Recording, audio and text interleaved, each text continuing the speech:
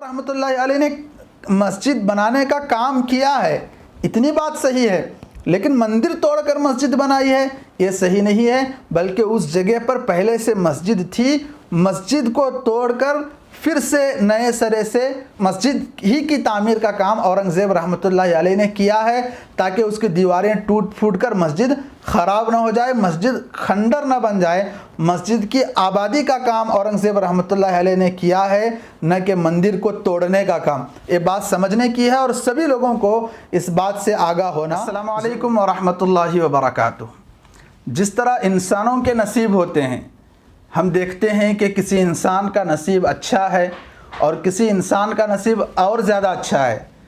کسی انسان کا نصیب خراب ہے اور کسی انسان کا اور زیادہ خراب ہے، یہ ہم سب دیکھتے رہتے ہیں۔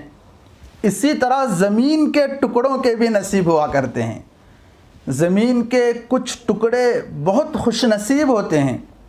ان کا مقدر بہت اچھا ہوتا ہے، اور زمین کے یہ ٹکڑے وہ ٹکڑے ہیں جن ٹکڑوں پر مسجدیں بنائی گئی ہوں، اس لیے کہ مسجد کی بہت زیادہ اہمیت ہے۔ اسلام میں مسجد کا بہت بڑا مقام ہے۔ مسجد اللہ کا گھر مانا جاتا ہے، جہاں پر ایک بندہ اپنی بندگی کا اظہار کرنے کے لیے جاتا ہے۔ رسول اللہ صلی اللہ علیہ وسلم نے مسجد کی بڑی فضیلت بیان فرمائی۔ ایک روایت میں رسول اللہ صلی اللہ علیہ وسلم نے فرمایا کہ زمین والوں کے لیے جس طرح آسمان کے ستارے چمکتے ہیں، آپ نے دیکھا ہوگا کہ رات میں کس طرح ستارے آسمان کو زینت بخشتے ہیں، چمکتے ہیں، اسی طرح آسمان والوں کے لیے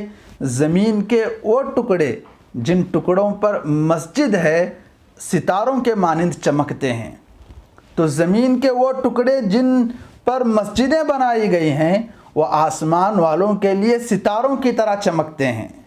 ایک اور روایت میں رسول اللہ صلی اللہ علیہ وسلم نے فرمایا کہ تمام جگہوں میں، تمام روئے زمین میں اللہ کے نزدیک سب سے پسندیدہ جگہ یہ مساجد ہیں۔ ساری جگہوں میں پسندیدہ جگہیں مساجد ہیں، تو مساجد کا بڑا مقام اور مرتبہ ہے۔ اسی لیے مسجد کے مقام کو بتانے کے لیے، اس کی اہمیت کو بتانے کے لیے اللہ تبارک و تعالیٰ نے اپنے برگزیدہ پیغمبروں کے ذریعے مسجد کے کنسٹرکشن کا کام لیا ہے۔ آپ جب قرآن کھولتے ہیں یا ہم قرآن کھولتے ہیں، قرآن کو ہم پڑھتے ہیں، تو اللہ تبارک و تعالیٰ نے حضرت ابراہیم علیہ السلام جو کہ خلیل اللہ ہیں، اور ان کے فرزند اسماعیل علیہ السلام جو کہ ذبیح اللہ ہیں، یہ مقدس ہستیاں کعبۃ اللہ کو اپنے ہاتھوں سے بنا رہی ہیں،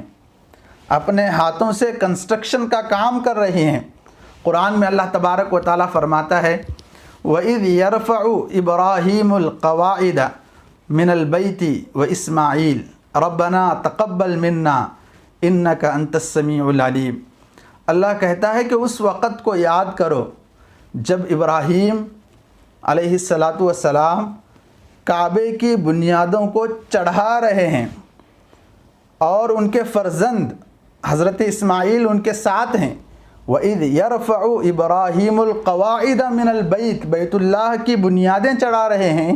وہ اسماعیل اور حضرت اسماعیل ان کے ساتھ ہیں۔ تو ابراہیم اور اسماعیل مل کر کعبے کی تعمیر کا کام کر رہے ہیں، اور اس وقت یہ دعا بھی کر رہے ہیں ربنا تقبل منا، پروردگار ہمارے اس عمل کو اپنے دربار میں قبول فرما، انک انت السمیع العلیم، یقیناً تو فریاد کرنے والوں کی فریاد کو سننے والا ہے اور فریاد کرنے والوں کے حال کو جاننے والا ہے۔ تو ابراہیم اور حضرت اسماعیل علیہ السلام دونوں حضرات کا کعبۃ اللہ کو بنانے کا ذکر اللہ تبارک و تعالیٰ نے قرآن کریم میں کیا۔ اسی طرح جب بیت المقدس کو بنانے کی باری آئی،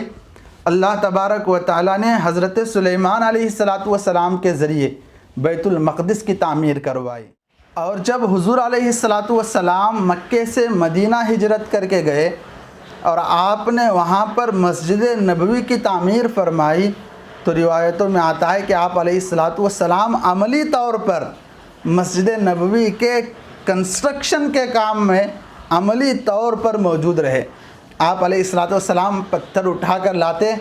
حضرات صحابہ نے عرض کیا یا رسول اللہ آپ کے خدام حاضر ہیں نا اس کام کے لیے، آپ کو یہ کام کرنے کی ضرورت نہیں ہے۔ تو رسول اللہ صلی اللہ علیہ وسلم نے جواباً ارشاد فرمایا کہ جس طرح تم لوگ اللہ کے اجر کے محتاج ہو، اسی طرح میں بھی اللہ کے اجر کا محتاج ہوں۔ تو ایسے عظیم ہستیوں کے ذریعے اللہ تبارک و تعالیٰ نے مساجد کی تعمیر کا کام لیا، مساجد کی اہمیت کو بتانے کے لیے۔ جس محلے کی بھی مسجد ہو، جس شہر اور جس گاؤں کی بھی مسجد ہو، مسجد در حقیقت اس محلے اس شہر کا ایک مرکز ہے جہاں سے مسلمانوں کو زندگی گزارنے کا سلیقہ سکھایا جاتا ہے، مسلمانوں کو زندگی گزارنے کا ڈائریکشن دیا جاتا ہے۔ مسجد میں بھی بہت سارے کام ایسے ہیں جن کے ذریعے مسلمانوں کو بہت سارے پیغامات دیے جاتے ہیں، مساوات کے پیغامات دیے جاتے ہیں، بھید بھاؤ کو ختم کرنے کے پیغامات دیے جاتے ہیں، پاکیزگی اور طہارت کو اختیار کرنے کے پیغامات دیے جاتے ہیں۔ آپ نے غور کیا ہوگا کہ جب مسجد میں نماز کے لیے کھڑے ہوتے ہیں تو صف میں سب لوگ کھڑے ہو جاتے ہیں، شہر کا سب سے امیر ترین آدمی بھی اسی صف میں کھڑا ہے اور شہر کا سب سے غریب آدمی بھی اسی امیر ترین آدمی کے بغل میں بازو میں کھڑا رہ سکتا ہے۔ ایک حسین و جمیل انسان بھی اسی صف میں کھڑا ہوا ہے اور ایک کالا کلوٹا غلام بھی اسی صف میں کھڑا ہوا ہے۔ یہ بھید بھاؤ کو ختم کرنے کی اور عدل و مساوات کی تعلیم ہی تو ہے۔ مسجد صرف رکوع اور سجدے کا اور 5 منٹ میں نماز ادا کرنے کا نام نہیں ہے، یہاں پر مسلمانوں کو عملی طور پر بہت سارے پیغامات دیے جاتے ہیں جو ایک صف میں کھڑا کیا جاتا ہے، بھید بھاؤ کو ختم کرتے ہوئے یہ مساوات کا پیغام دیتا ہے، یہ عدل و انصاف کا پیغام دیتا ہے۔ اسلام اس بات کا پیغام دیتا ہے کہ ذات پات کی بنیاد پر کوئی کسی سے بڑا نہیں ہے، عربی عجمی ہونے کی بنیاد پر کوئی کسی سے بڑا نہیں ہے، کالا گورا ہونے کے بنیاد پر کوئی کسی سے بڑا نہیں ہے، امیر اور غریب ہونے کی بنیاد پر کوئی کسی سے بڑا نہیں ہے۔ اسلام نے جو چیز بڑے ہونے کی متعین کی ہے وہ تقوی ہے، ان اکرمکم عند اللہ اتقاکم۔ تو ایک ہی صف میں کھڑے ہو گئے محمود و ایاز، نہ کوئی بندہ رہا نہ بندہ نواز۔ کسی شاعر نے کیا ہی خوب کہا ہے کہ محمود بادشاہ ہے، ایاز غلام ہے۔ نماز کے وقت میں بادشاہ بھی اسی صف میں کھڑا رہا ہے اور غلام بھی اسی صف میں کھڑا رہا ہے۔ مساوات کا پیغام ہے جس کو اب دنیا میں جس چیز کی ضرورت محسوس کی جا رہی ہے، ظلم و بربریت کو ختم کرنے کے لیے، اس کا سب سے بڑا عملی پیغام نماز کے صفوں کے ذریعے دیا جاتا ہے۔ مسلمان جب نماز کے لیے کھڑتا ہے تو اس سے پہلے وضو کرتا ہے۔ کیا ہے وضو کا معنی؟ مسلمان سمجھ گئے کہ ہاتھ پیر دھو لیے ختم، بلکہ وضو کے ذریعے جو طہارت حاصل کرائی جا رہی ہے، اس کے ذریعے عملی طور پر یہ پیغام دیا جا رہا ہے کہ مسلمانوں کو پاک صاف رہنا چاہیے، اپنے گھروں کو پاک صاف رکھنا، صحن کو، اپنے بدن کو، جسم کو، ہر اعتبار سے مسلمان کو پاکی اختیار کرنا ہے۔ ان اللہ یحب المتطہرین، قرآن میں بھی اللہ تبارک و تعالیٰ نے فرمایا کہ اللہ تو طاہر بندوں کو، مطہر بندوں کو، پاکی اختیار کرنے والے بندوں کو پسند کرتا ہے۔ اور ایک روایت میں رسول اللہ کا فرمان ہے کہ الطہور شطر الایمان، کہ پاکی آدھا ایمان ہے، یعنی ایمان کے اگر 2 حصے بنائے گئے تو اس میں سے ایک حصہ پاکی ہی پاکی ہے۔ تو مسلمانوں کو پاکی حاصل کرنے کی اور پاک صاف رہنے کی ترغیب عملی طور پر مسجدوں سے دی جاتی ہے۔ اس طرح کے بہت سارے پیغامات، مسجد جو ہے مسلمانوں کے لیے ایک مرکز ہے جہاں سے زندگی گزارنے کا پورا ڈائریکشن مسلمانوں کو ملتا ہے، بلکہ پوری انسانوں کو ملتا ہے۔ لیکن آج کل کے دور میں کچھ متعصب افراد، فرقہ پسند لوگ، کچھ شر پسند عناصر ایسے پیدا ہو گئے ہیں ہمارے ملک میں جو لوگوں کے دلوں میں مسجدوں کے سلسلے میں نفرتیں پیدا کر رہے ہیں۔ جو مسجدوں کے ماحول کو خراب کرنے کی کوششیں کر رہے ہیں اور مسجدوں کے سلسلے میں لوگوں کو بدگمان کر رہے ہیں، تو اس وقت ان حالات میں مسلمانوں کی اور بھی ذمہ داری بڑھ جاتی ہے، اور مسلمان کو چاہیے کہ وہ مسجدوں سے اپنے تعلقات کو گہرا بنا لیں، مسجدوں سے اپنے تعلق کو جوڑے رکھیں، مسجدوں میں آنا جانا ہو، مسجدوں سے اپنے تعلقات کو مضبوط رکھے تاکہ شر پسند عناصر مسجد کی طرف نگاہ اٹھانے سے باز آئیں۔ آج کل جو چرچے جن مساجد کے چل رہے ہیں، ان مساجد میں سے ایک مسجد گیان واپی مسجد ہے۔ اس کے سلسلے میں کورٹ کے کیا فیصلہ آیا، ایک سروے کیا ہوا، اور اب نیوز چینلز کے ذریعے کیا بتایا جا رہا ہے، یہ مجھ سے بہتر آپ لوگ جانتے ہیں، کیونکہ آپ ہر دن نیوز دیکھ رہے ہوں گے اور آپ تک خبر پہنچ رہی ہوگی۔ لیکن ایک بات ہمارے میڈیا کے ذریعے ایک چیز پر زور و زبردستی یہ دی جا رہی ہے کہ جھوٹ کو اتنی شدت سے بیان کیا جائے کہ جھوٹ کو جھوٹ کہنے میں شک پیدا ہو جائے،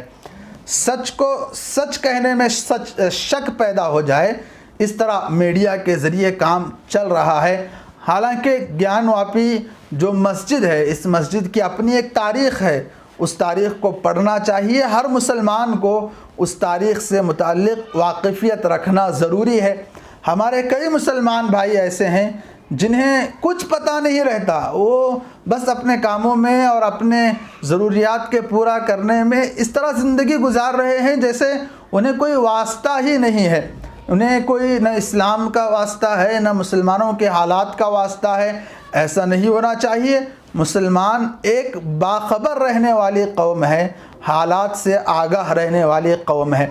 تو نیوز چینل کے ذریعے اور بہت سارے پلیٹ فارم کے ذریعے بار بار یہ کہا جا رہا ہے اور کہا جاتا رہا ہے کہ جس طرح بابری مسجد کو ایشو بنایا گیا اور کہا گیا کہ بابری مسجد رام مندر توڑ کر بنائی گئی ہے، اسی طرح اب جو گیان واپی کی مسجد ہے، اس مسجد کے سلسلے میں ایک سلسلہ چل رہا ہے اور بڑے زور و شور کے ساتھ میڈیا بتا رہا ہے کہ یہ مسجد بھی مندر توڑ کر بنائی گئی ہے۔ اور اس سلسلے میں بعض حضرات جو کم علم لوگ ہیں وہ یہ دلیل پیش کر رہے ہیں کہ اگر یہ مسجد پہلے ہی سے مسجد ہوتی تو اس مسجد کا نام عربی الفاظ کے ذریعے رکھا گیا ہوتا، فارسی یا اردو الفاظ کے ذریعے رکھا گیا ہوتا، لیکن گیان اور واپی یہ جو دو الفاظ ہیں، یہ دونوں سنسکرت کے الفاظ ہیں، اور سنسکرت ہندو بھائیوں کی مذہبی زبان مانی جاتی ہے۔ تو اگر اس مسجد کا نام گیان واپی مسجد ہے تو پھر اس سے یہ پتہ چلتا ہے کہ یہ مسجد دراصل مندر تھی جس کو توڑ کر مسجد بنایا گیا ہے، اس لیے کہ اگر مسجد ہوتی تو عربی الفاظ کے ذریعے نام رکھتے تھے نا، کسی بھی مسجد کا نام سنسکرت الفاظ کے ذریعے تھوڑی رکھتے ہیں۔ تو بعض لوگوں کو یہ شبہ ہو گیا، تو اس کا جواب یہ ہے کہ میرے عزیز بھائیوں اور دوستو، ہم لوگوں کو سمجھنے کی ضرورت ہے۔ گیان واپی مسجد جو یہ چرچا پورے سوشل میڈیا پر اور پورے نیوز چینل پر جو بولا جا رہا ہے،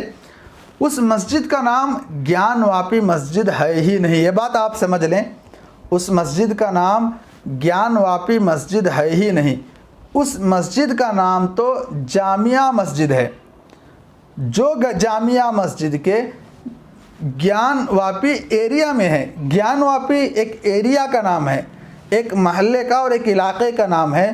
اس علاقے میں وہ مسجد ہے، اس لیے اس علاقے کی طرف نسبت کرتے ہوئے گیان واپی مسجد کہا جا رہا ہے۔ اس مسجد کا اصل نام گیان واپی مسجد نہیں ہے۔ فار ایگزامپل اگر میں آپ کو سمجھاؤں تو یہ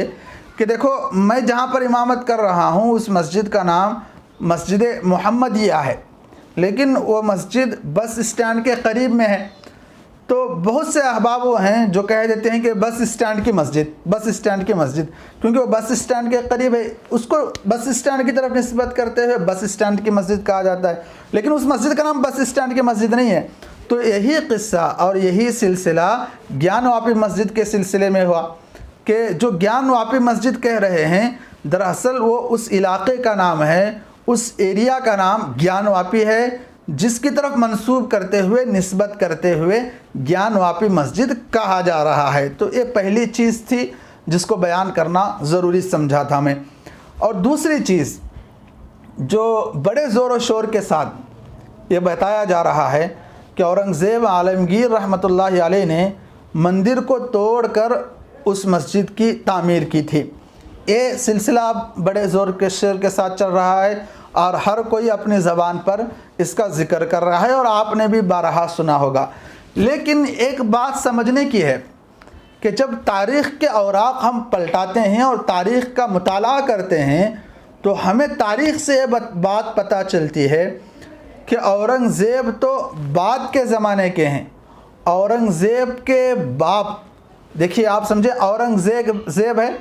اورنگزیب کے ابا کا نام شاہ جہاں ہے اور شاہ جہاں کے ابا کا نام جہانگیر ہے اور جہانگیر کے ابا کا نام جلال الدین اکبر ہے۔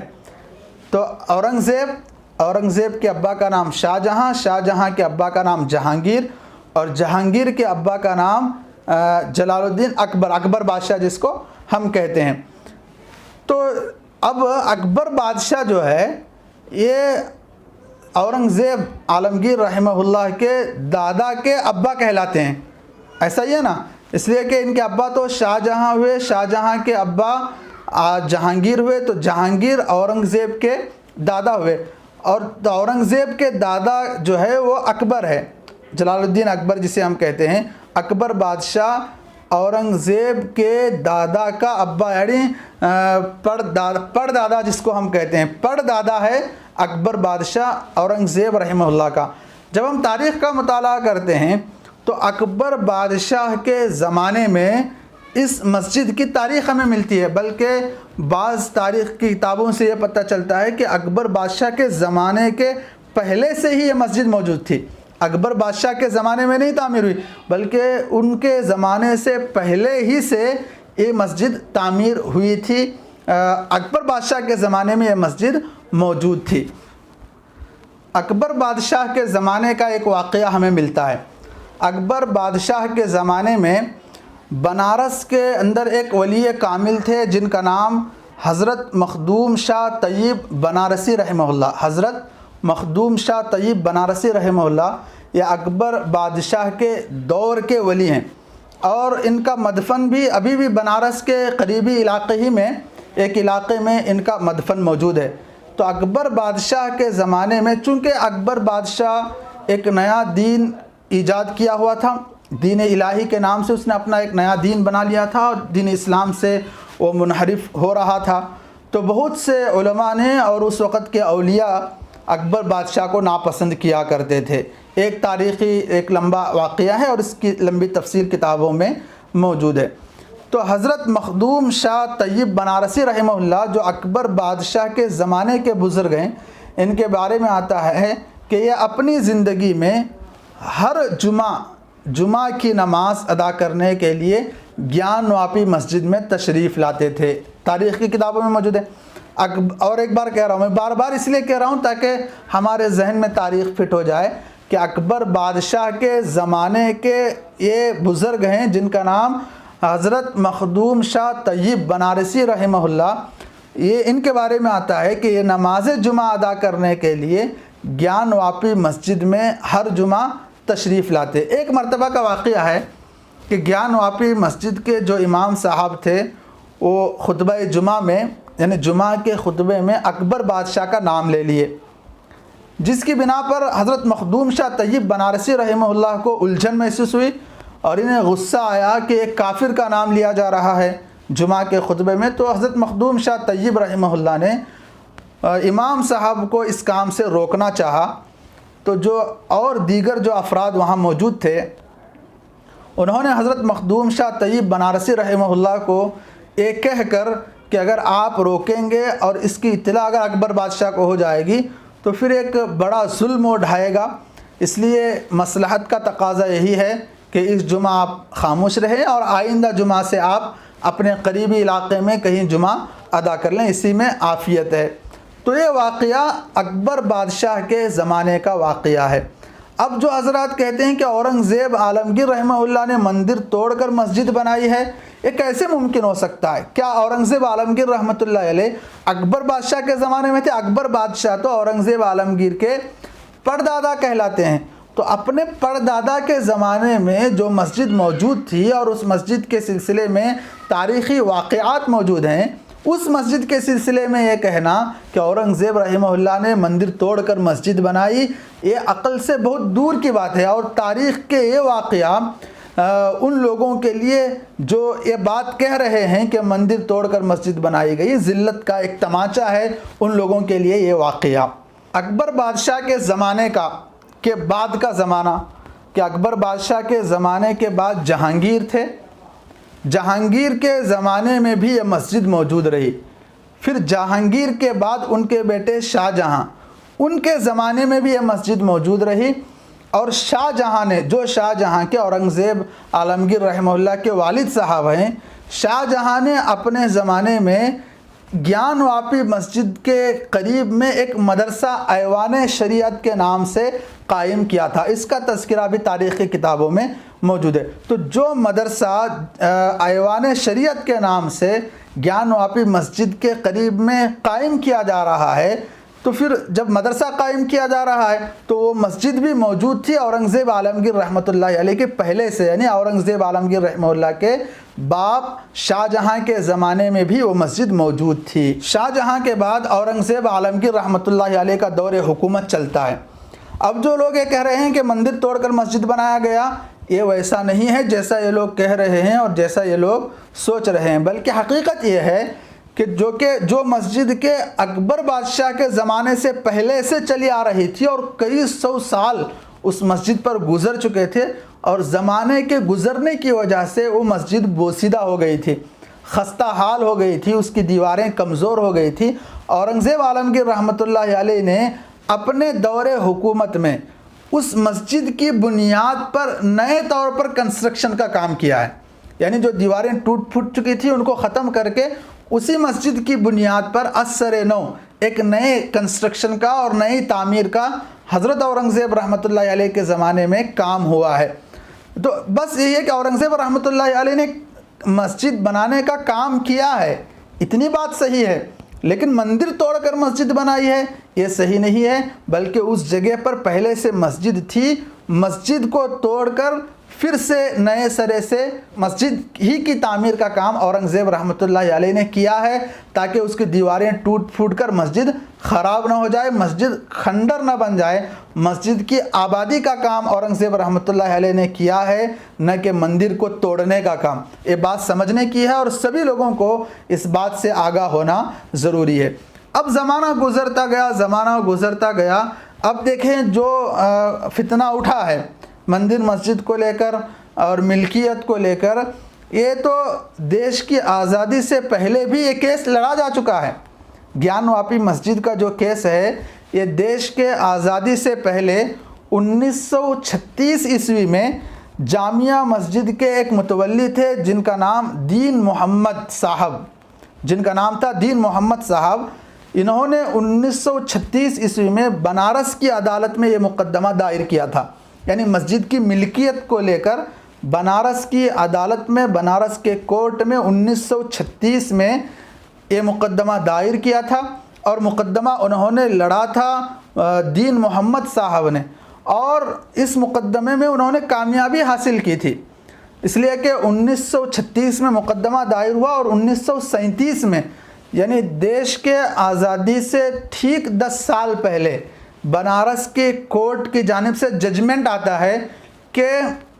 جو بھی گیان واپی مسجد ہے اور اس کا جو بھی علاقہ ہے وہ پورا علاقہ سنی وقف بورڈ کی ملکیت ہے، سنی وقف بورڈ کی ملکیت کا وہ حصہ ہے، اس پر مسلمانوں کا پورا حق ہے۔ یہ 1937 کا ججمنٹ ہے جو بنارس کی عدالت اور بنارس کی کورٹ نے دیا تھا۔ تو اب 1937 کے ججمنٹ کے مطابق اس مسجد پر پورا کا پورا مسلمانوں کا حق ہونا چاہیے تھا، لیکن مسلمانوں کی کمزوری ہے یا کس